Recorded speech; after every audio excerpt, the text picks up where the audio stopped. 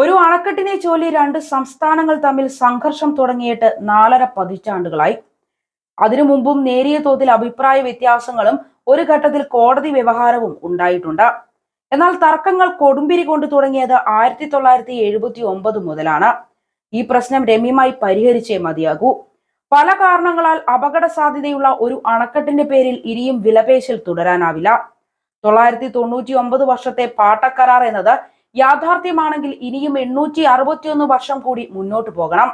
പിന്നിട്ട് 138 കൊല്ലത്തെ സംഭവ വികാസങ്ങൾ വിലയിരുത്തുമ്പോൾ പിടിച്ചതിനേക്കാൾ വളരെ വലുത് മാളത്തിലുണ്ടെന്നതാണ് സത്യം. കോടതി വഴിയോ ജനകീയ സംഘർഷങ്ങളിലൂടെയോ ഈ പ്രശ്നം ശാശ്വതമായി പരിഹരിക്കപ്പെടുമെന്ന് കരുതുന്നത് മൗഢ്യമാണ്. എന്നാൽ ഇരു കക്ഷികളും യാഥാർത്ഥ്യബോധത്തോടെ ഒരു മേശയ്ക്ക് ചുറ്റുമിരുന്നാൽ പരിഹരിക്കാവുന്ന പ്രശ്നമാണ് താനും. അതിനു മുമ്പ് വിഷയത്തിന്റെ ആഴം ഇരു കക്ഷികൾക്കും ബോധ്യമുണ്ടാകണം. വർത്തമാനകാല ഇന്ത്യൻ രാഷ്ട്രീയ അന്തരീക്ഷം മുല്ലപ്പെരിയാർ പ്രശ്ന പരിഹാരത്തിന് ഏറ്റവും അനുകൂലമാണ്. തെക്കേ ഇന്ത്യയിലെ, വിശേഷിച്ച് തമിഴ്നാട്ടിലെയും കേരളത്തിലെയും രാഷ്ട്രീയ മനോഭാവം ഇന്ത്യ പ്രതിപക്ഷ സഖ്യത്തിനൊപ്പമാണ്. അതുകൊണ്ട് തന്നെ ഉഭയകക്ഷി ചർച്ചയിൽ രാഷ്ട്രീയ വൈര്യം കടന്നുകൂടാനുള്ള സാധ്യതയും വിരളമാണ്. എന്നാൽ ഇനിയും ഒരിക്കൽ കൂടി 1970 മണ്ടത്തരം ആവർത്തിക്കില്ല എന്ന നിശ്ചയദാർഢ്യം കേരളത്തിൽ ഉണ്ടാവുകയും വേണം. കേവല യുക്തിക്ക് പോലും നിരക്കാത്തതും ബ്രിട്ടീഷ് അധിനിവേശ കാലത്ത് ചമയ്ക്കപ്പെട്ടതുമായ ഒരു പാട്ടക്കരാർ ഇനിയും നിലനിർത്തി കൊണ്ടുപോകുന്നത് നീതികേടാണ്. 1947 India independence act chapter 30 section 7(1)(a)(b)(c) ക്ലോസുകൾ പ്രകാരം ഈ കരാറിന്റെ കാലാവധി നിയമപരമായി അവസാനിച്ചതാണ്. അതിനു മുമ്പ് 1941 മെയ് 12 തിരുവിതാംകൂറും മദ്രാസ് സർക്കാരും തമ്മിലുള്ള ഒരു ആർബിട്രേഷൻ കേസിൽ നളിനി രഞ്ജൻ ചാറ്റർജി എന്ന അമ്പയറുടെ തീരുമാനപ്രകാരവും മുല്ലപ്പെരിയാർ പാട്ടക്കരാറിന്റെ സാധുത ചോദ്യം ചെയ്യപ്പെട്ടതാണ്.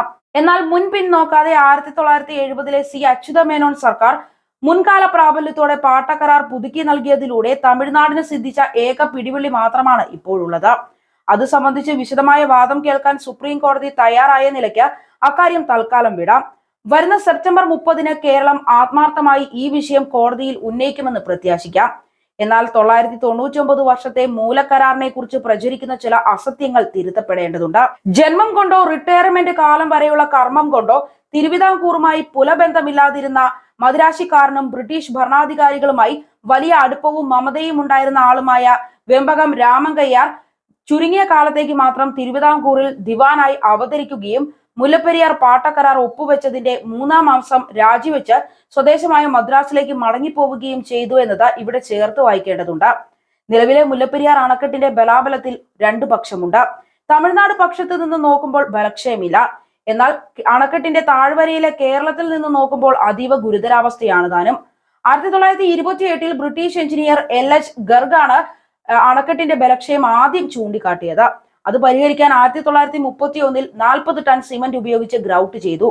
പിന്നീട് 1961-65 കാലത്തും 503.35 ടൺ സിമന്റ് ഉപയോഗിച്ച് ഗ്രൗട്ട് ചെയ്തു. ഇതിന്റെ ആധികാരിക രേഖകൾ തമിഴ്നാട് തന്നെ പുറത്തുവിട്ടിട്ടുണ്ട്. 1979 സെൻട്രൽ വാട്ടർ കമ്മീഷന്റെ പരിശോധനയിൽ അണക്കെട്ടിന് ബലമുണ്ടോ ഇല്ലെന്നോ തീർത്തു പറയാതെ ചില ബലപ്പെടുത്തൽ ജോലികൾ ശുപാർശ ചെയ്തതിലെ 80% ജോലികളും ചെയ്തതിനു ശേഷമുള്ള തർക്കങ്ങളാണ് ഇപ്പോഴും നടക്കുന്നത്. ചെയ്യാൻ ബാക്കിയുള്ള 20% അവശേഷിക്കുന്ന ബേബി ഡാം ഇപ്പോഴും അപകടാവസ്ഥയിലാണ്. നിലവിൽ 142 അടി വരെ സംഭരണ ശേഷിയുള്ള അണക്കെട്ടിൽ 115 അടിക്ക് മുകളിലുള്ള വെള്ളം താങ്ങി നിർത്തുന്ന പ്രധാന നിർമ്മിതിയാണ് ബേബി ഡാം. അതുകൊണ്ട് തന്നെ അതിന്റെ ബലക്ഷയം നിസാരവൽക്കരിക്കാനുമാകില്ല. പരിഹരിക്കപ്പെടേണ്ട വിഷയങ്ങളിൽ മൂന്നാമത്തേതും എന്നാൽ അതിൽ ഏറ്റവും പ്രധാനവുമാണ് തമിഴ്നാടിന്റെ ജലലഭ്യത. നാളിതുവരെ മുല്ലപ്പെരിയാറിൽ നിന്ന് തമിഴ്നാട് കൊണ്ടുപോകുന്ന വെള്ളത്തിന്റെ കണക്ക് കേരളത്തിന് അറിയില്ല. കരാർ പ്രകാരം അത് അറിയേണ്ട കാര്യവുമില്ല. കാരണം വെള്ളത്തിന്റെ കാര്യത്തിലല്ല, അത് തടഞ്ഞു നിർത്തിയിരിക്കുന്ന ഭൂമിയുടെ താൽക്കാലിക ഉടമസ്ഥാവകാശത്തിൽ മാത്രമാണ് കരാർ.